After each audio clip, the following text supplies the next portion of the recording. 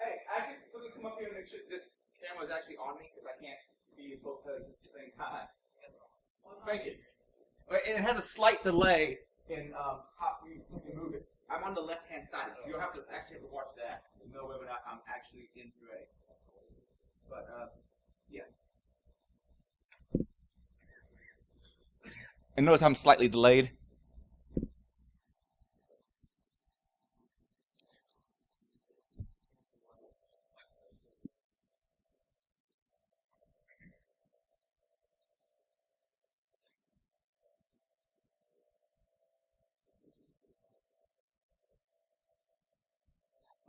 Thank you very much. Hi everyone, my name is Adrian Crenshaw, and the talk you're about to see is Check Your Privileges Futzing with File Shares for Low-Hanging Fruit. This is not exactly going to be a high-end talk by any means, but I'll probably bring up some questions that'll make you go, wow, what does that configuration actually do? A little bit about me. I run IronGeek.com. I post a lot of videos, and a lot of times when I give a talk at a con, you notice I have to have other people help me out because it's hard to man the camera and record at the same time, so thank you very much. And speak at the same time, I mean. I have an interest in InfoSec education. Don't know everything, just geek with time in my hands. I'm also a senior information security consultant at TrustedSec. Please send us work. And I'm also a co-founder of DerbyCon. Now, why did I choose this talk? Well, when I was organizing stuff for SkydogCon, I was told by some ninja that he wanted something kind of introductory. And, I figured this would be a good one, and I'd reuse it again for HackerCon also. Now, the core point of this talk is to say that sometimes you don't need elite exploits or even be able to become domain admin to actually get to the important information, what's actually critical to a business. I mean, if you can get to the data without being domain admin, what point is there to necessarily having to be domain admin? Other than you can get to more data. Now, my ego does care. Especially if I want a pen test and I can't, and it's a Windows environment, I can't get domain admin, I feel kind of like, but you can still get to a lot of crucial data via misconfigurations. Get the data, you can Trojan EXEs that are out there on various file shares, you can add your own SSH keys, and all these things could eventually lead possibly to domain admin. And another thing about this talk is vulnerabilities get patched. Granted, some take a long time before every instance of them is patched, but over time they go away. However, bad common configuration mistakes seem to last forever. People are pretty much always going to choose bad passwords. People are always going to turn down the password complexity policies because people complain. And people are generally always going to have file shares with too open a permission set. Everybody seems to screw this up. Now, a little bit about what this is, the core protocol we'll be talking about is SMB, Server Message Block Protocol. Now, this has evolved over time to something called Common Internet File System. Sun put out some competing file system. I don't believe it was NFS. It was something else as well. Other than that, and Microsoft started rebranding it as a more internet-friendly file system to use. They started doing various things in new iterations to make it less chatty and so forth. Generally, it communicates over port 445 TCP or the UDP and TCP ports you see up on the screen right now. It could also communicate over other protocols, for instance, NetBEUI back in the day. Anybody here remember installing NetBEUI on a local network? Yeah, those are the old guys in the audience. Also, it supports inter-process communications. Whenever you're using PSExec, if you're using that particular module for Metasploit, you're using SMB. That's why it's categorized under SMB. Now, a little bit more about the history of it. It was invented by IBM, but Microsoft was seeing how well Novell NetWare was doing. And Novell used to be the giant as far as LANs, as far as file sharing on LANs and corporate networks. And it's pretty much deteriorated to nothing at this point. But way back when, Microsoft wanted a competitor, so they used SMB in their LAN Manager protocol, or in their LAN Manager suite of tools. Samba also uses it, of course, in a Unix environment, and different other platforms also support SMB in one way or another. Like Apple's gone from the proprietary file sharing format and it started switching over to be using SMB as the default. And it's had several iterations over the years. A lot of this has to do with how they lock files and how chatty it is on the network. So, why are there so many security misconfigurations when people start setting up file shares? Well, think of several reasons for this. One would be bad defaults in Windows 2000 XP. Let's talk a little bit about Windows 2000. Originally, when you right-clicked and shared something, that would be the default. How many people just take the defaults on any kind of configuration? Now, hopefully no one in this room, but how many people know someone else who takes the defaults on everything? I really think I should see every hand raised in that one, but this is what it was for Windows 2000. Now, in newer systems, it got a little bit different in how you share the folder. Like SAXP, not part of a domain, you'd have like a all or nothing sort of thing. You either share it to everyone, or you share it to no one with read or write permissions. You can turn that from guest only mode though to classic mode, where people can actually use a username and password. I believe that's by default also changes that if you are using a Windows in a domain environment. And its defaults got better. You only got read to everyone. However, when it comes to just getting the data and not modifying it, that's still pretty bad. Now, in newer operating systems, this is still a bit of a problem. Like, I believe I have some screenshots up here for Windows 7. And you have normal share and advanced share. I went through some of the configurations, and it's like Windows XP and so forth, and forward. Default read to everyone if you do the advanced share. But there's also the simple file sharing, where you basically say, who do you want to set for read-write?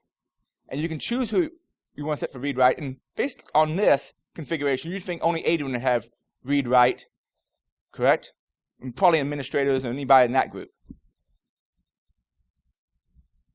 However, when I actually went into the configuration setting, everyone had full privileges. But when I actually tested it, not everyone had full privileges. And we'll talk a little bit more about the everyone group in a bit. And another problem Windows I'll be talking about is because of all the different versions, there's some confusion because each one acts just a little bit differently, which we'll talk about. The everyone group doesn't necessarily mean everyone, but sometimes it does. Back in Windows NT 4 and 2000, the anonymous security identifier, in theory, was part of the everyone metagroup. So anybody in your network, in theory, should be able to read from everyone's share. That's still not always true. In Windows XP, they took that out. So at least the person will have to be authenticated to the domain or a local account before they can connect. But then you have other confusions in Windows, like the home group, which if you can ever actually get that to work reliably, let me know. I have various systems that will not let you switch to the home firewall profile. When you attach to a new network, you ever see how it says, is this a public network, a work network, or a home network? Well, you only set up home group if you're in the home network. However, I've seen plenty of machines that something got go to the configuration. You can't go back to the home network, so you can never actually set one of these up. Other people have experimented and tell me they can't reliably to get it to work, even if they have like the right password. And it causes some confusion. It's supposed to be a simplified version of sharing where basically everybody in your home group can see everybody else's stuff. And if you're at home and you're just worried about sharing media between different machines, it sounds like a good idea. However, they implement it so poorly and so unuser-friendly, I don't know anybody that really uses it in an environment, and they should have kept with the simpler to understand system. There's also share level and NTFS permissions, and these terms are sometimes used for multiple things. Some people will call share level permissions as you don't actually use a password to get to the share, or you don't use an account to use the share, you just use a password. And you can configure this on various systems. This used to be the default if you like setting up something in 98. But also as share level permissions, they use the same term to mean the amount of permissions you lay on the share, which was what I was showing you before on Windows 2000 was share out everything read-write to everyone. On Windows XP Forward, it was just read. And as I said before, a lot of people just take the defaults. There's also NTFS permissions, which are the file system level permissions. So even if you have a share that you have complete read-write access to, if you don't have read-write access to the file system it's on, you won't necessarily see anything. You'll see there's a share out there, but you really can't get to anything in it. Also, what version of Windows matters a lot. Where they've moved dialogues matters a lot. What version of LM compatibility set matters a lot. What shares might be on by default, because old versions of XP Home, which I don't have much experience with because I always had XP Pro, seem to share out certain files by default. You used to be able to, well, my friend Bob talked about going to a coffee shop and scanning network, and you always find someone open file shares. That's gotten a lot better since Windows Service Pack 2 with firewalls on by default. And they've done things to make, like Home Group, to try to make file sharing easier for the novice user. I think all they've actually done is make it more confusing, and they should have kept with the old style of right-click, share, what level of share permissions do you want to give, and who do you want to assign it to. It was a lot, to me, a lot clearer than it is now. Also, what affects, and I still have to do some research on this, if you're authenticating to a Microsoft account, as in using the cloud as the people you authenticate against. What effects does that have on file sharing? That's something I still need to experiment with in the lab. Another common thing I see that's misconfigured a lot and admins get wrong is they put a $sign on the end of a share. Now, by default, in the Windows browser, if the share ends with a $sign, what is it? Well, it's a hidden share. It's also admin shares are by default also hidden shares. But you can put anything, a $sign on any share, and in theory, it's going to be hidden. In theory. But if you're using a tool to actually scan for it, it's not hidden. So I'm thinking there's a lot of admins out there who put a $sign on it, thinking, oh, that'll keep it hidden. Kind of like the same way in which a robots.txt file keeps things hidden. Right, but there's plenty of tools that will pick it up no problem. This is not the same as Samba's browsable equals no tag, which actually does seem to hide it from the tools I've been messing with. Something I need more experimentation with in the lab. It's kind of the same, using the $sign is kind of the same thing as not broadcasting your SID. If someone's on a wireless network, if someone knows what they're doing, they're going to be able to find it anyway. Also, outside of that, there's all sorts of machines that are configured that sometimes aren't necessarily part of a domain. Like, well, Samba, for instance. There's an AS400 implementation, OS 10, and a bunch of Soho NASs. The problems with these is sometimes it's easy to configure them to connect to a domain, and sometimes people just take the lazy route out and say, okay, share out to everyone. Read write, it's there. In the case of Soho NAS, even if they set up accounts on it, sometimes they don't actually change the admin password on it, so you just go in and create yourself an account and get in that way. AS400s I've encountered. Unfortunately, most people won't let you scan AS400s, but I've seen file sharing on AS400s before, and it's just like hideously wide open.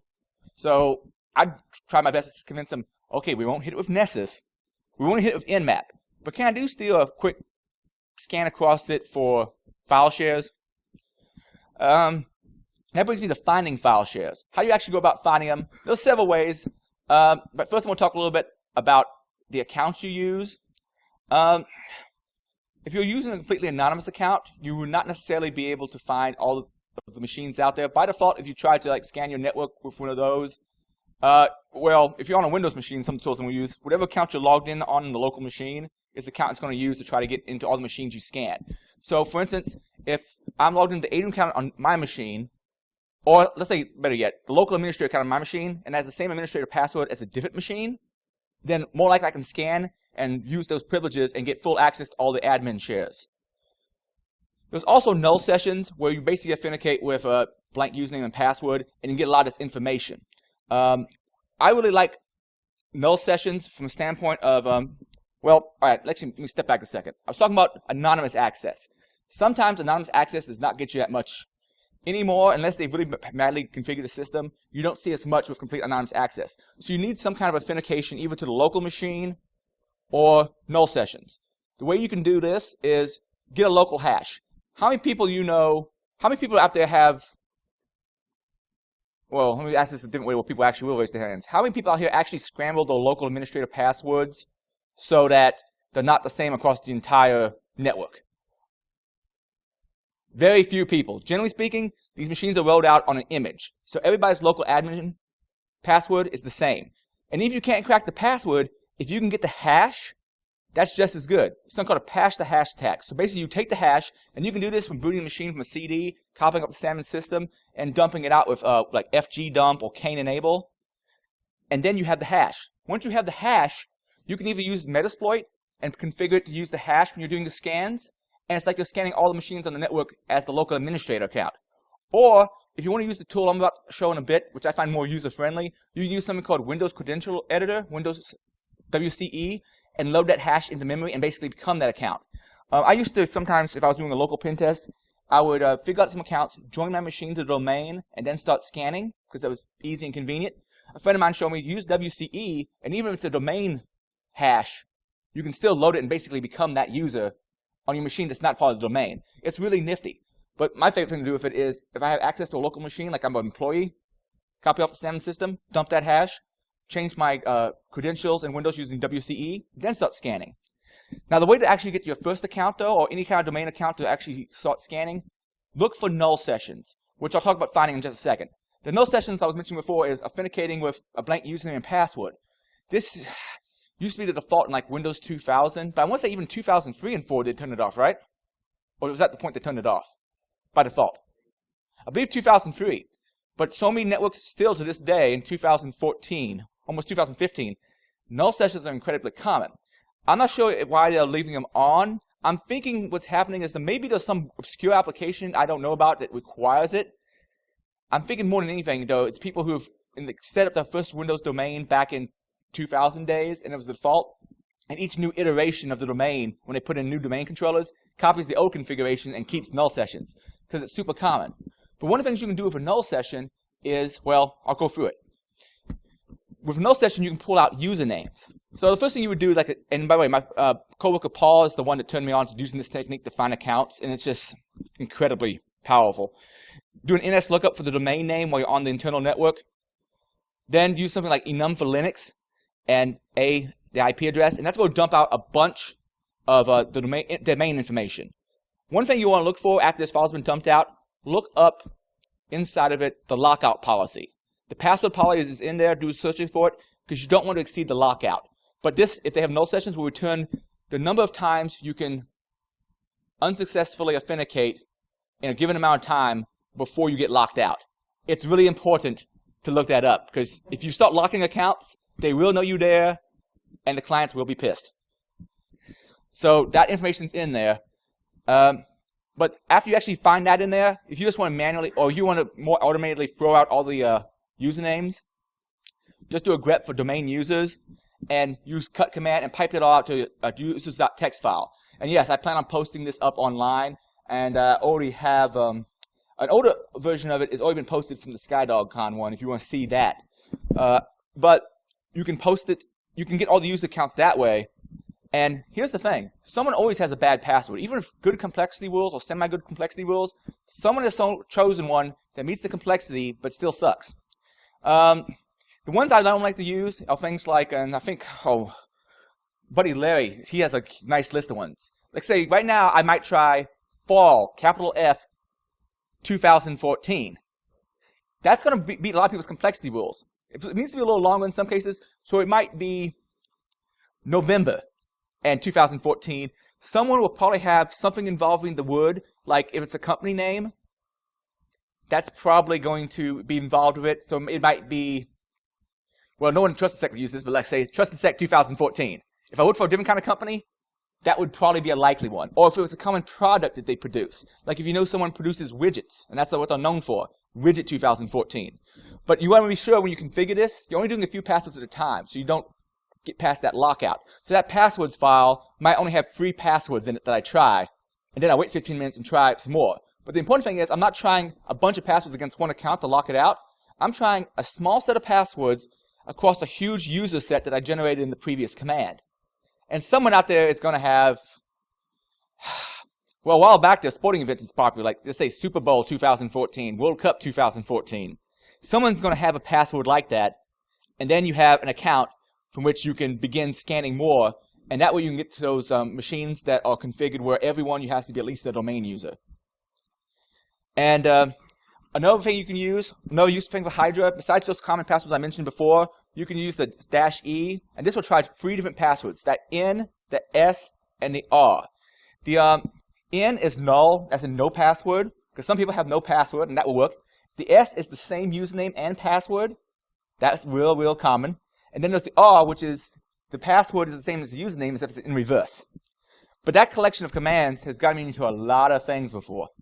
Also, this responder, this is from Spider Labs, which will sit there and it takes over a lot of different naming protocols besides DNS. So if a machine can't find a particular server it's looking for via DNS, it's going to query and say, hey, are you out there? Oh, I'll respond. I'm out there. How you doing? Oh, challenge response? I'll give you the challenge I already know about. You send me back your response. I may even downgrade it to a worse form of authentication just so it's easier to crack, and then you crack that password. Now, these passwords are all harder to crack than like a local LM or even NTLM hash, but it's sometimes pretty common to be able to do it. So that's a good way to get an account to scan from. I generally, if I'm auditing, I like to do one scan from as a completely anonymous user that shouldn't be in the domain or any local admin or local machine account at all, and then I like to do one as a domain user, just to see who out there is sharing what. I was mentioning Windows CE before, simple set of commands for being able to load that up. If you know the password, but you want to generate the hash, you can use the command I'm showing you right here, and it will generate the hash for you. And then to actually load it into memory, this would be for some user, some domain, and the account. So let's say you've got the hash of a domain admin, but don't actually know, you can't actually crack it. You can use something like this to essentially become them in your local machine. All right. Now, ways to actually find shares. That was all of me just saying how to get an account so you can go looking for the shares. Because anymore, you can still find a lot that are completely anonymous, but it's getting harder. But usually you can at least find some kind of credential on the network already that's a domain user, and then you have access to all those people who shared out to everyone. There's the classic way of using NetBIOS-based service location services. This used to be the old My Network Neighborhood thing.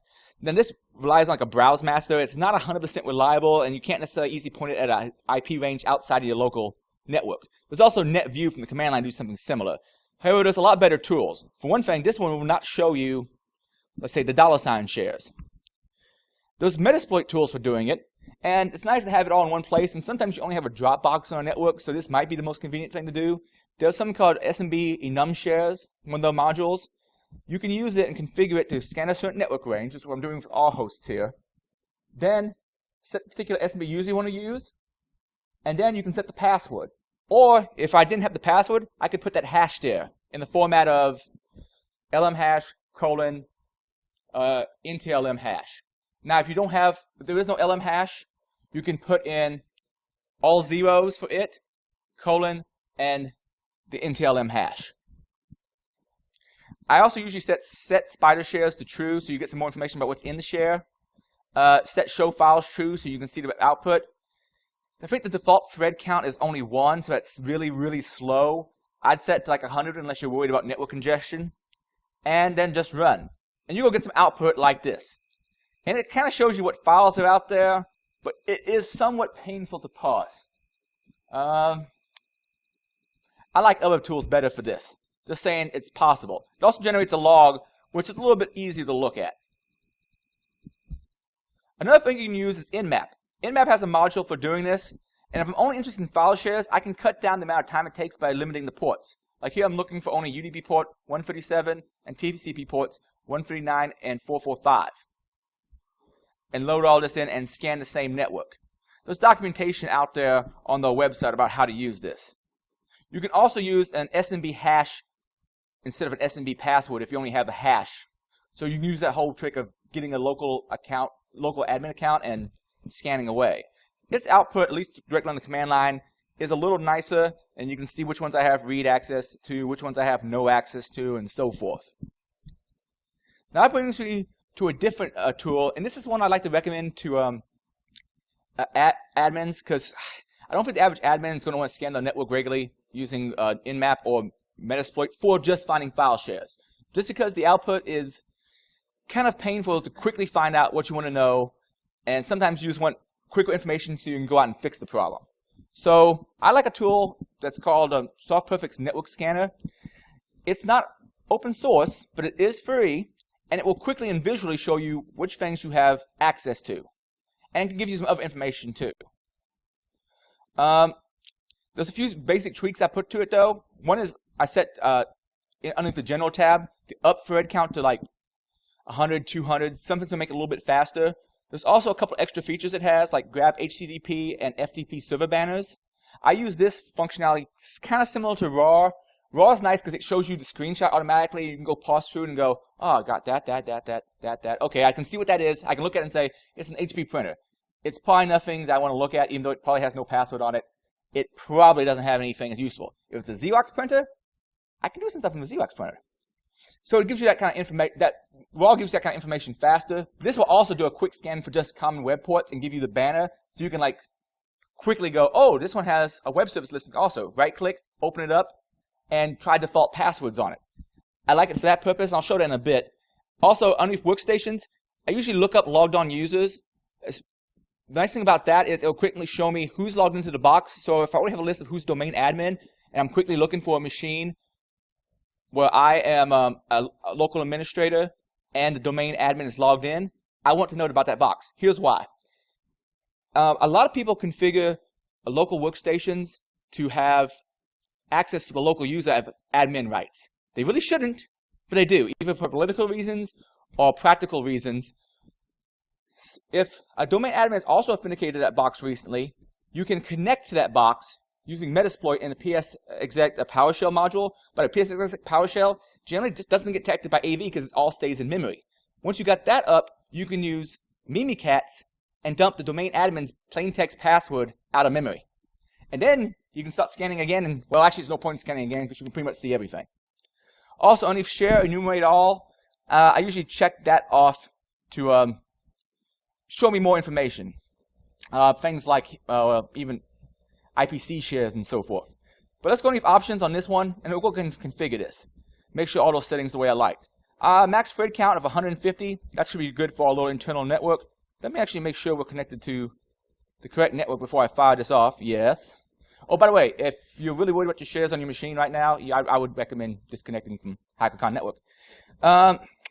Okay, additional, I usually make sure I grab those HTTP and FTP server banners. Underneath workstation, I turn on show me logged on users. Usually turn on LAN group and domain 2. Just give me a little more extra information.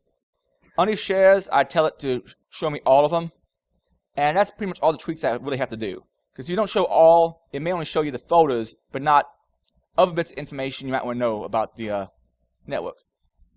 Now, there's a couple of ways you can load IP ranges into this tool. One is file import host names, and you can actually put a cited notation in there and do it that way. That's easier than entering it by hand. You can also put individual IP addresses. You can load it from a file. That's all nice and easy. But you can also click this button and have it automatically choose your local network, whichever I call right, should be that one. And it loads it with my current subnet. If you want to do a non-local network, you just have to either enter the IP addresses manually there or use that file import I showed you.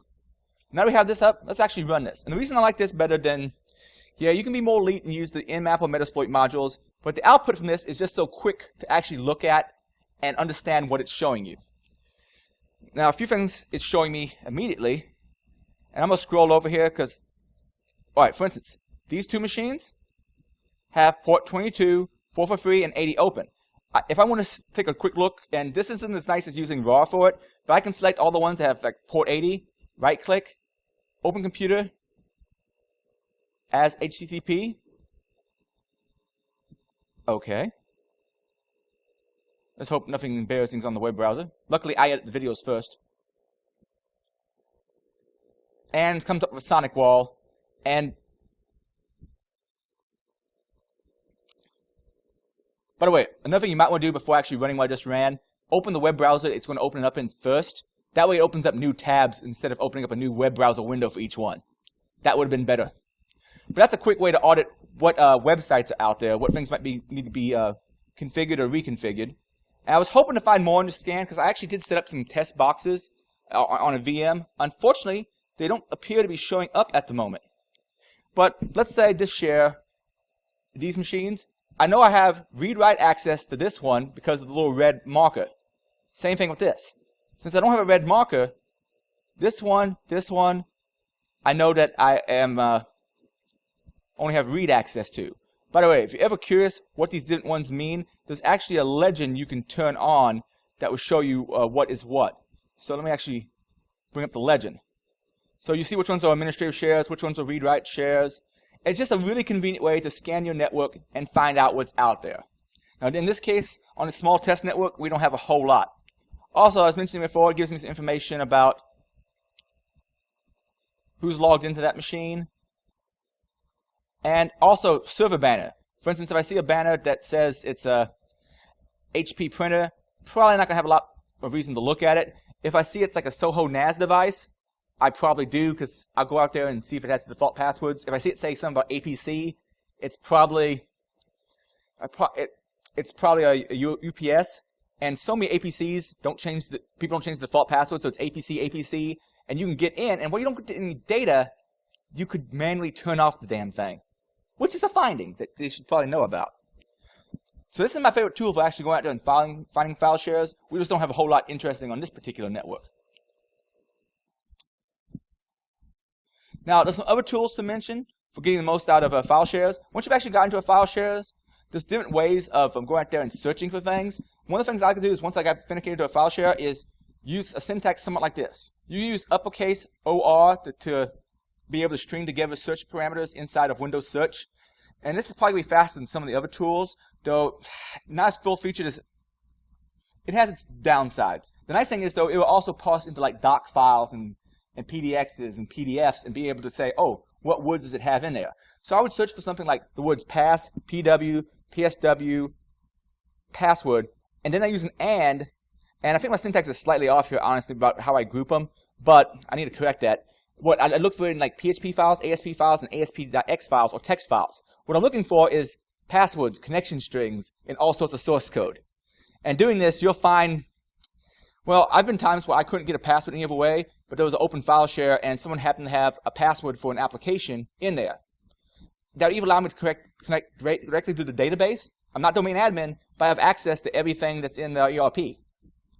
Okay, that's good enough. Or it actually would be a domain account, and sometimes that domain account, for whatever reason, they're running the application as a domain admin. It happens. So looking for source code like that is a good call. You can also use regex. Like this is a regex for finding either the word social security number or the format of a social security number. There's a couple of tools like grepwin and astrogrep that you can use for grepping for files. And they have nice little GUI interfaces. I've had a little bit worse luck with them as far as the file's not straight up, plain text, source code file, text file, and so forth. But it's another option if you have more complex things you're looking for.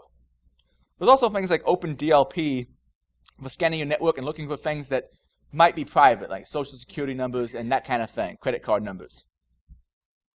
Now, there's also a few settings you should be aware of that cause complications. And this is where I really want to do some more research, because all the different iterations of Windows and how they make slightly different tweaks to how things work gets confusing really fast. One thing you can do as far as configuration to cut this down, like if you run a local coffee shop, it'd be nice that more people did this. You can enable, there's different names for it, but wireless or host isolation, where everybody on the wireless network, they can't talk to each other. They can get on the internet, but they can't talk to each other. And this way they can't start scanning for file shares and start taking files from each other. Now it is some of a disadvantage if you have two tech-savvy people show up who want to exchange files, but those people who are that tech-savvy will use a crossover cable. And that's the particular setting in my particular ASUS wireless router. But I'm pretty sure DDWRT has that setting in there as well. OpenWrt, there's a way of doing it. Just a matter of looking around for the configuration. Another thing you can do is a lot of times people have way too many local administrators. Too many people or local administrators are either across the domain, or there's a small group of secretaries who are local administrators, or they don't take the local administrator away from the CEO. However, that's a bad idea from the standpoint of if you're a local administrator and I got your account, and a domain admin has recently logged into your machine, I can connect to you using your password and then dump their password. That's bad. But there's a way you can stop that. They may still need to be local admins, or they may think they do, so they can install applications. You can set this particular policy tweak inside group policy says deny access to this computer from the network to both guests and administrators. Now, yeah, that could have some downsides to it, but if you really need to reconfigure the machine, a lot of times it's better just to walk to it, and this keeps people from doing attacks like, well, the PSExec attack. You can't use that if this particular setting is on. Also, it means I can't connect to the file shares remotely, but the person on the local machine can still install everything they want.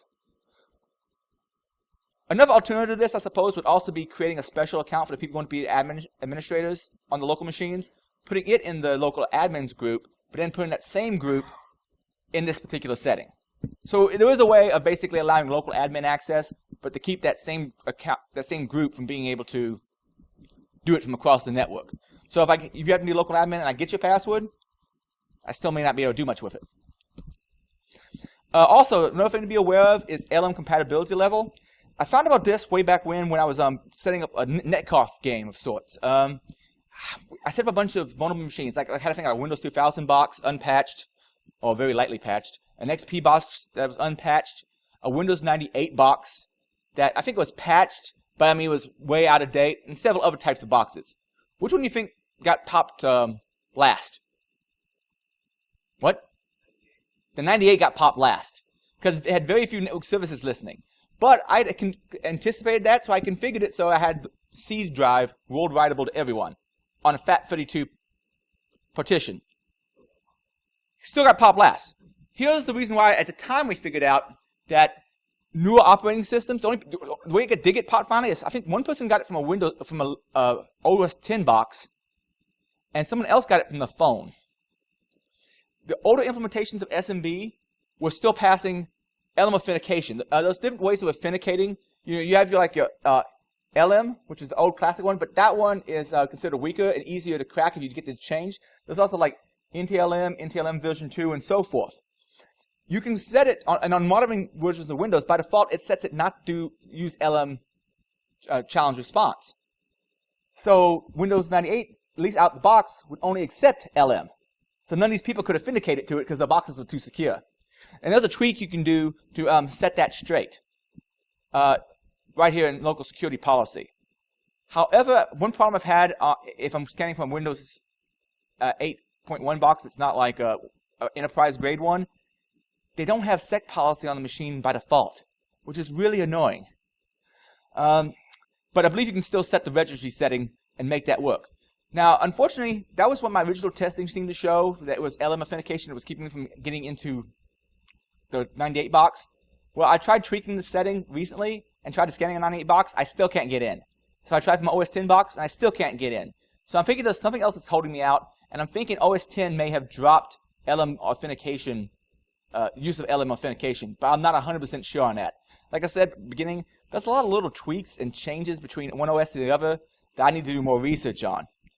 But still, when I walk into an enterprise and I start scanning around for file shares, I find stuff. Well, actually, I haven't scanned, but then again, the tools I like to use best, the 98 box can get to itself via the file share. I can try one 98 box, well, I can try setting up two 98 ones and see if that will work. It most likely will. However, the tool I like to use best, I'm pretty sure won't work on anything before XP. Oh, and by the way, this is the defaults for different OSs as far as LM authentication. Wait a second. Something's real sensitive here. All right, for 2000 and XP, apparently the default level was to send LM and NTLM responses. But you can also choose what you will respond back to, like on the server side, whether or not if someone tries to authenticate via LM, if you'll accept that or not. Around Vista, they started changing that, and the default is to only use NTLM version 2 for security reasons. And you can harden that even more above that.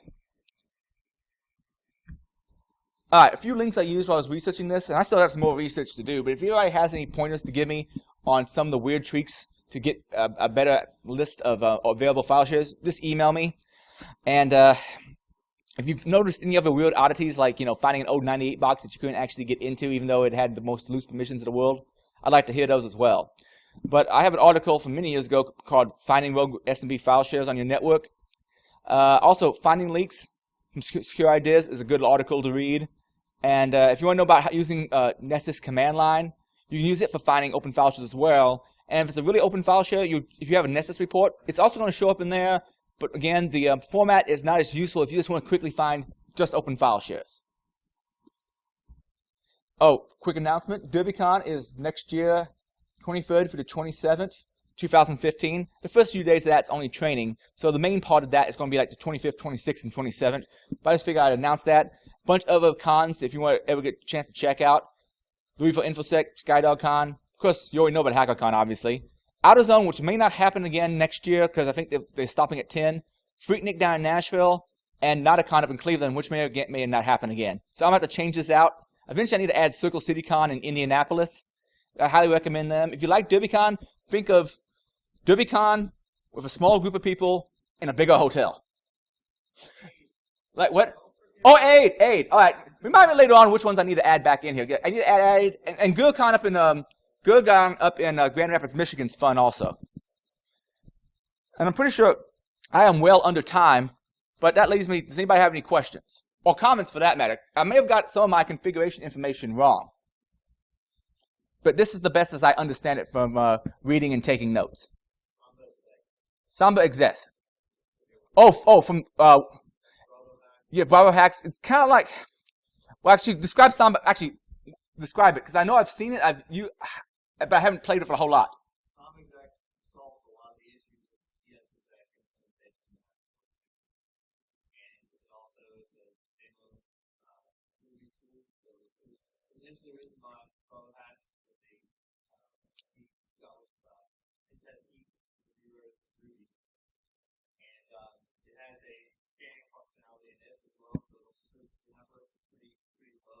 Samba exec. Is it SMB exec or is it Samba with A in it?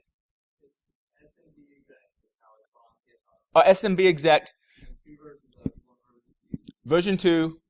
I'm saying it for the.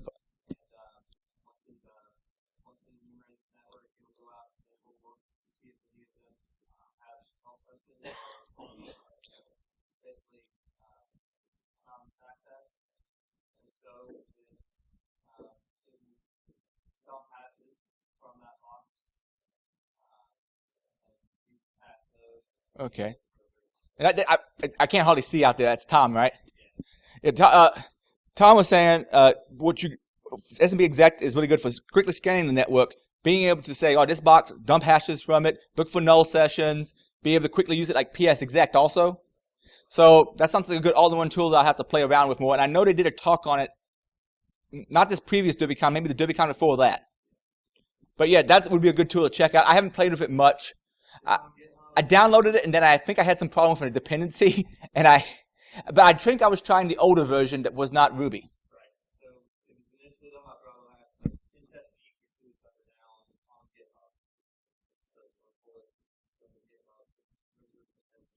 Search for Pentest Geek on GitHub to find SMB exec. Thank you, Tom. Any other questions or comments for that matter? Bueller? Bueller? Yes.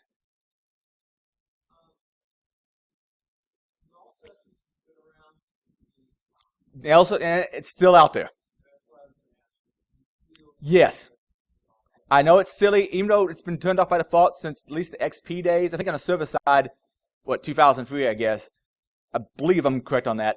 It's still out there, real common, because as far as I can tell, during the migration path, if they set up the domain back in the late 90s and it was on by default, it keeps getting copied over into the new configuration. Yeah. And do you know any application for why it should be still left on? People are afraid to turn it off because they might break it. I don't know of any application. I've been asking around. I have 13,000 Twitter followers. I've asked, and maybe I got one answer, but it didn't seem very common. Most people don't seem to have any answer for why it's left on, other than the migration path just keeps getting copied over. You have no idea either.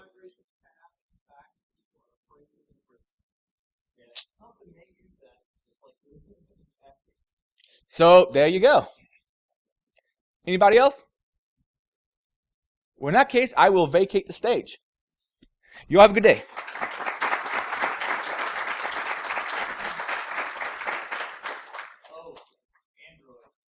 Oh, Android. Hold on a second. I'm not vacate yet. I have time. Android. What about Android, Tom? Shares Finder. See, I tried a few different Android tools. I never found anything I really liked, though.